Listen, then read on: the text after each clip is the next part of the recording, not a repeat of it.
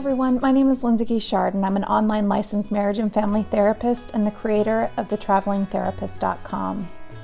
Today's speaker is talking about how we live, and she found with her students that when she asked them if we lined everybody up in the world, all 7 billion people up in the world, where they felt they landed on kind of a street based on income.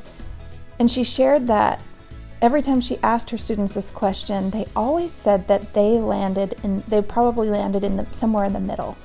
This answer to her question really bugged her.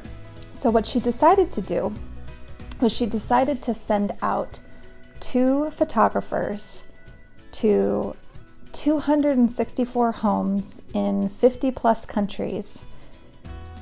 And she asked them to take pictures of certain things in each home. And she first asked them to take a picture of beds and stoves and toys. And then she asked them to take pictures of about 130 other different items. And what they ended up doing with these photos is to create a more realistic picture of our world and the state of how people are living in all different income brackets. She shares that what the media depicts of how people live is very strange, and it's just not an accurate enough picture of how we actually live. After they were able to catalog all this data, she shows us a picture of front doors, the front doors of the world.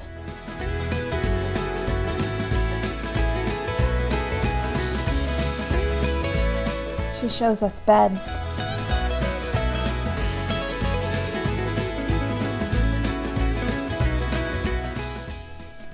She takes and filters the street towards the middle, and then she asks her students, is this what makes you feel at home? They said no. In fact, they found that their home life is more similar to the people at the top of the income bracket of the street. This database that they've created is called dollarstreet.org. She shows us how people all over the world brush their teeth. The lower end of the street, people brush their teeth with their fingers or with a stick. At the middle part of the street, families are sharing one toothbrush. At the top end of the street, everybody gets their own toothbrush. She shares images from Dollar Street, look quite different from the images that the media portrays.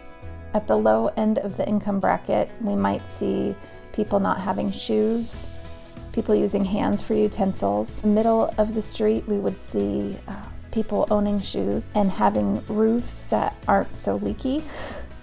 At the top of the income bracket of the street, we have shoes, we have certain types of shoes, certain types of couches, fruit, toilet paper. At the top of the street, she shows phones. She shares, media shows the world as a very strange place. At Dollar Street, it isn't like that. Just look at the images. She compares families at the same income bracket, neighbors in different countries, and we're very similar. She compares the middle income, and in each country it's very similar at that middle income. She shares what life looks like, everyday ordinary life looks like for people who are on the lower side of income, or in many of the different countries it looks very similar. What this talk taught me is to be very grateful for where I am.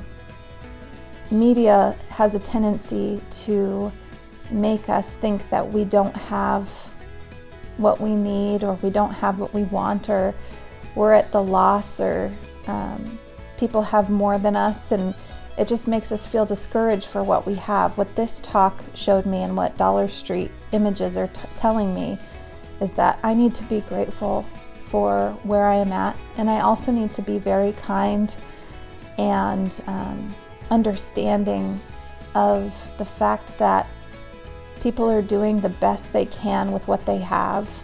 But yeah, a big eye-opening conclusion is that it's not about what the magazines and what news and what images are being splattered.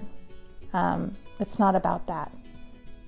It's about really getting an accurate reading of what it looks like at all stages of income, and to be grateful where we're at. The speaker's desire was to break down the stereotypes of media. I encourage you to take a look at the whole TED Talk. It is a very good one. I'll leave the full link below. This week I have a special survey that I wanted to give friends of mine who are studying for the clinical License in Marriage and Family Therapy exam.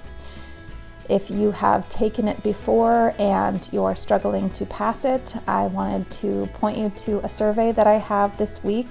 It is below in the description.